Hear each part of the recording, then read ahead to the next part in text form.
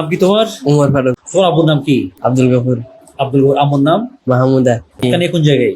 দড়িয়ার নাকি দোস্তির হাট বলো এটাকে। দরিয়া নাকি দুস্তের, তুমি এই মুহূর্তে মনে পড়তেছে না। আসসালামু আলাইকুম। স্ক্রিনের মধ্যে যে ভিডিও দেখতে লাগবেন এটা যেভাবে বাচ্চা দেখতে লাগবেন, এবার নাম হলদে মোহাম্মদ উমর ফারুক, বাপার নাম হলদে আব্দুল গফুর, মার নাম হলদে মাহমুদা বেগম। এই ফয়েবে আজ এতন ঠিক 4 বছর আগে চট্টগ্রাম সাতকানিয়া যেহন একখান জায়গাতন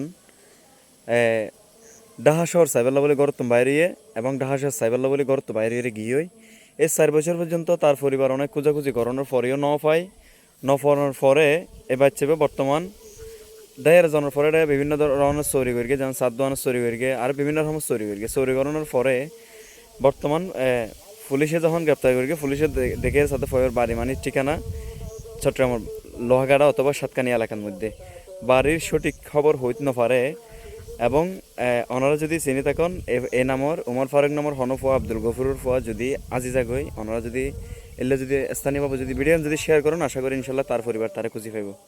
তো এফওবে বর্তমান চট্টগ্রাম একদম বেসরকারি সেবা ফাউন্ডেশন যে আছে এবার হদ্দা আয়ের বেশি সুখত আছে সুখতারে নেব যারারাই ইতে বুঝে হতহষ্ট যার ফোয়া আর ইয়ে ইতে হইতারে হতহষ্ট করে ফোয়া বুঝে ফেললিল ঠিক আছে।